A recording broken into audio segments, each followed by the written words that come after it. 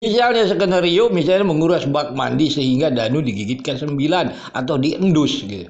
Itu tidak ada hubungannya gitu. Kalau kita mendengar dari saksi ahli ke-9, karena di sana adalah tentang helm kuning gitu kan.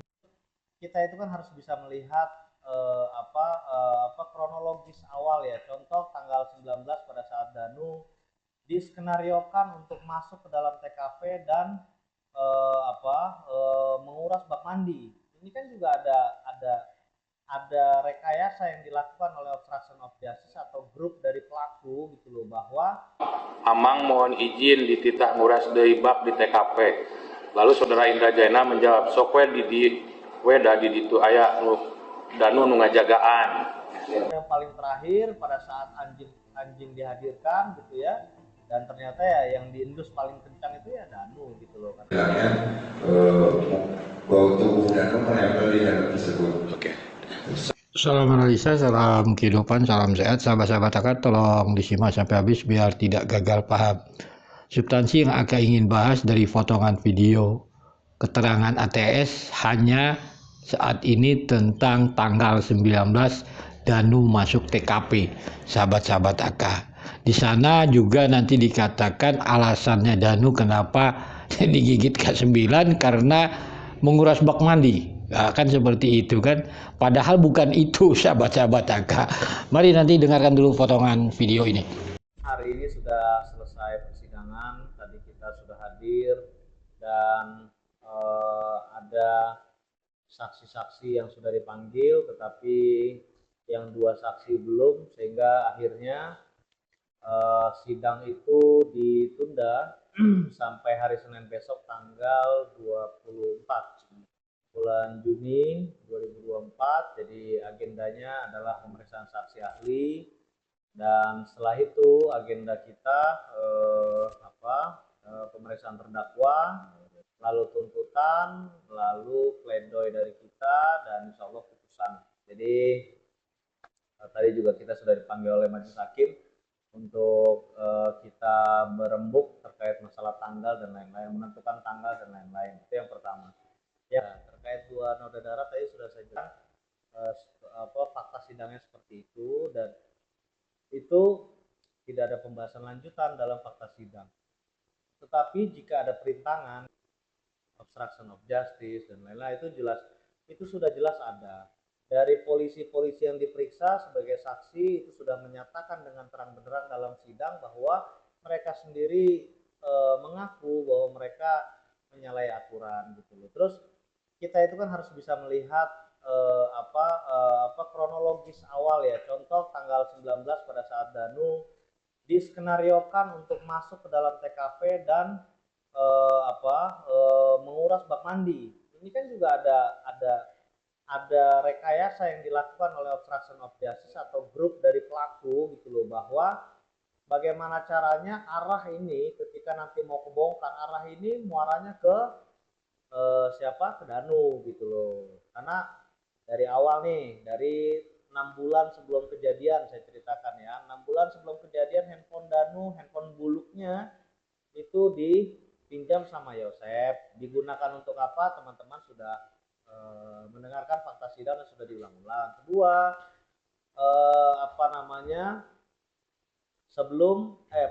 saat sore tiba-tiba Yosep masuk ke dalam rumah dalam kondisi kosong, kita nggak tahu itu ngapain gitu ya. Ketiga, pada saat malam tiba-tiba Danu dijemput di warnet, di pecel lele dan lain-lain. Nah, terus pada saat kejadian malam itu Danu pulang setelah azan subuh udah mulai terang lah ya, Danu pulang.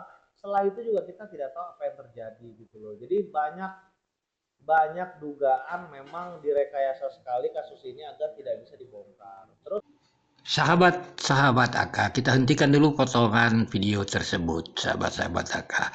Jadi dari keterangan Pak ATS bahwa ada rekayasa dari grup pelaku lah kan gitu kan, atau OJ di sana tentang masuk TKP menguras bak mandi. Tanda kutipnya kan pelakunya Danu gitu.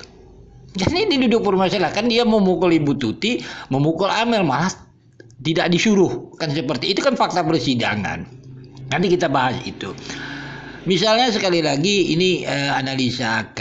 Kalau berbicara tentang HP Danu yang dipinjam Yosep 6 bulan sebelum terjadi peristiwa kasus Rajapati itu, terus apa hubungannya gitu? AK juga bingung gitu kan. Membahas yang bukan substansinya gitu kan. Lebih baik kalau dia membahas misalnya untuk kasus ini terang benerang HP Danu yang 2 kan, dengan HP Yoris, dengan motor Danu dipulangkan di rumah Danu, itu ada di channel HS dari keterangan Danu itu sendiri. Itu kan membuat kasus ini terang benerang. Tapi beranikah itu diungkap gitu kan? Kalau hanya cerita HP Danu dipinjam Yosep, akan nggak paham itu. Begitu juga misalnya tentang sahabat-sahabat Aga, Yosep katanya sore datang sendirian, akan nggak paham juga yang mana itu gitu. Kalau tanggal 19 sore tentunya Yosep tidak masuk rumah. Itu juga ada saksi dari Yoris, Pak Mol, dan anaknya itu ada di persidangan. Yosep tidak masuk, itu kan clear. Begitu juga skenario sahabat-sahabat AK. Skenario misalnya Danu pulang setelah subuh. Ini siapa yang buatnya gitu? Kan ini siapa yang membuat skenario ini? Skenario ini apakah Mimin Aragi Abi gitu ya? Coba tanya pada diri masing-masing, misalnya ke BAP Waida, kan seperti itu. Begitu juga misalnya sahabat-sahabat AK, kalau kita bicara tentang katanya Yosep mendatangi Danu katanya malam itu, pecah lele atau di warnet. Ya kan sampai saat ini fakta persidangan tidak ada saksi yang melihat Yosep bersama Danu, bahkan alat bukti juga tidak ada. Itu kan hanya cerita Danu. Itulah skenario itu sebenarnya sahabat-sahabat AK kalau kita menganalisa di fakta persidangan itu. Mari kita coba, misalnya kata Pak ATS bahwa adanya grup lah kan seperti itu, membuat skenario Danu masuk TKP kan seperti itu kan, grup pelaku. Siapa itu? Apakah ada sangkut pautnya dengan Mimin Arigi Abi? Kan nggak ada kan gitu. Pertama, Danu melaporkan kepada Yoris kan seperti itu. Uci di persidangan melapor kepada Kades. Terus apa hubungannya ini sekarang kan seperti itu. Mari dengarkan dulu potongan video Uci ini. Iya, saya bacakan ya BAP. Langsung aja. Terangkan oleh saudara siapakah orang yang menyuruh saudara untuk mengosongkan air di bak mandi. Ya, bahwa pada tanggal 19 Agustus 2021 saya diperintahkan oleh saudara Taryono untuk mengosongkan kembali air yang berada di bak mandi. Lalu saudara Taryono menyampaikan kepada saya, mang wayahna cek cai bak anu di TKP keluarkeun deui kuras. Deui karena pinuh deui cai dina bak mandina. Ya kan?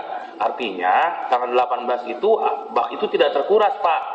Ya kan? Karena airnya ada lagi. Tidak berkurang juga, bahkan bertambah. Nah, komandan izin pan kamari terus disedot. Ya kan? Ku amang ku selang nah bisa pinuh deui. Lalu saudara Taryono menjawab, "Teu apal da pinuh deui, teuing saha nu muka keran deui." Ya kan? Lalu saya menjawab, "Siapa?" Tapi rada siangan. Selanjutnya setelah saya selesai beres-beres di polsek, saya membawa kunci rumah TKP di gudang. Lalu menelepon kepada lurah saudara Indah Jena, "Bang, amang mohon izin dititah nguras deui bak di TKP." Lalu saudara Indra Jena menjawab, "Sok we di ditu aya Danu nu ngajagaan." Ya kan? Lalu saya langsung pergi ke TKP sendiri menggunakan motor, dan pada saat sampai di TKP saya melihat saudara Danu sedang jongkok berdua, tetapi saya tidak tahu terhadap satu orang lagi. Saya tidak tahu terhadap satu orang lagi. Saya tidak tahu berada di depan TKP pinggir jalan tempat parkir samping SMA 1 Jalan Cagak. Kemudian saya mengajak kepada saudara Danu untuk membantu saya mengosongkan air bak mandi di TKP tersebut. Dan saudara Danu menjawab siap. Selanjutnya saya dan saudara Danu masuk ke rumah melalui pintu belakang dan melihat di bak air sudah meluap dan banyak barang yang mengapung di bak mandi tersebut. Dan selanjutnya bak tersebut dikosongkan dengan menggunakan ember warna biru oleh saudara Danu. Kenapa tuh Pak Sumat manggil Danu dulu? Itu pertanyaan Pak Mas. Kenapa? Berarti Kan ketika dapat informasi dari Indrajayana ada Danu di TKP, berarti udah kenal dengan Danu. Itu kan tahu nama Danu waktu saya ngirim surat undangan itu buat Danu. Itu mah baru setelah kejadian. Ini mah tanggal 19 baru 2 hari kejadian. Nih, ada keterangan nih. Kenapa juga telepon ke Indrajayana, ke Kades? Kan perintahnya dari Pak Taryono, dari Polsek. Apa kepentingan Indrajayana dengan Danu di situ? Saya ini keterangan Pak Sumat saya pertanyakan. Sekali kasus ini agar tidak bisa dibongkar. Terus habis itu tanggal 18 itu sudah dikuras tuh bak mandi sama si Uci. Pada saat ini, dan ini fakta sidang yang kita sampaikan ya. Sudah dikuras pada tanggal 18 dan itu airnya kotor, keruh, bukan bercampur darah tapi kotor. Gitu ya. Tetapi setelah dikuras tanggal 19 airnya penuh lagi dan itu sudah banyak campuran darah. Dan setelah itu tiba-tiba si Danu disuruh sama atasannya Uci, si Taryono gitu kan, untuk secara tiba-tiba langsung ke TKP dan menguras bak mandi gitu loh. Jadi dari situ mau tidak mau, karena Danu yang paling terakhir pada saat anjing dihadirkan gitu ya, dan ternyata ya yang diendus paling kencang itu ya Danu gitu loh, karena Danu memang dibuat paling terakhir masuk dalam TKP. Jadi memang Satu lagi saudara ahli, berarti menurut pendapat ahli dapat disimpulkan yang menggunakan helm itu hanya Danu saja. Saya tidak bilang seperti itu. Saya bilangnya bahwa tubuh Danu menempel di helm tersebut. Oke. Sementara ketika anjing itu dibawa ke saksi yang lain, semuanya pasif kecuali ke Danu. Betul. Cukup majelis? Jadi sahabat-sahabat AK, skenario itu kita juga nggak tahu gitu.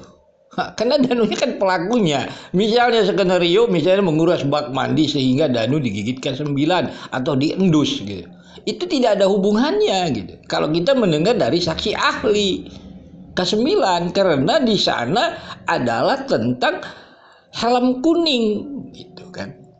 Jadi ada bau Danu di helm kuning itu gitu. Sudahkah diungkap terang benderang Danu misalnya mengatakan memegang atau bagaimana? Apakah ini sudah terang benderang gitu? Ini substansinya helm kuning, bukan menguras bak mandi. Kan ini dalam analisa AK. Hanya itu sahabat-sahabat AK. Mohon maaf bila ada kata-kata yang salah. Salam sehat, salam kehidupan.